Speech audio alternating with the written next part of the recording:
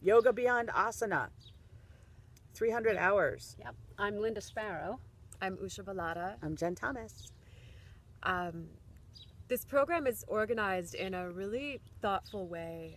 We're creating 4 quarters, and each of these quarters will dive into teaching an experience really fully. So the first quarter, we're exploring the 8 limbs of Patanjali, and we're spending 3 entire months unpacking, uncovering, looking within, and applying them.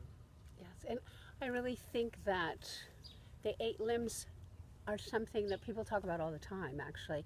A lot of us are pretty familiar with doing no harm and not lying and not stealing and things, but what we're doing, what really interests me, is this deep dive into how each one of these informs everything that we do, including pretty much how we work in the world, you know, how we parent, how we teach, how we work, how we live, how we interact with others, and even equally important, how we connect with ourselves and how we treat ourselves.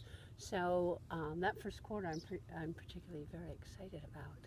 And I think that the next 3 quarters really utilize that first map that we put into play, where we then, tease open some of the sacred texts that have been around for thousands and thousands of years, so that we can see how timeless they are and how relevant all of that is to living today. And we continue that by exploring the subtle body, recognizing that, energies matter and matter's energy, and there's a way in which we connect to everything everywhere. And it's interesting because it's not necessarily just about the ancient texts, but what's really fun is how the ancient texts are relevant for today and where we see them other places. Not just in yoga, not just in the ancient yogis and the Vedic scholars. What we're looking at is real life. It's how to make all this stuff applicable today and what other people are saying. It's not just about those texts, but it's also about what we're bringing in other texts that might really be quite surprising, and we're inviting participants to bring in their own and look at how those 8 limbs, particularly the yamas and niyamas, but how those limbs speak to you and how you work with them. And from there, once you've sort of really got a taste of how that works in your own life and how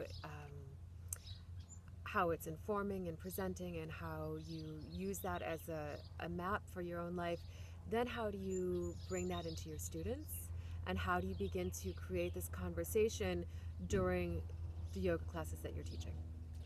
Exactly.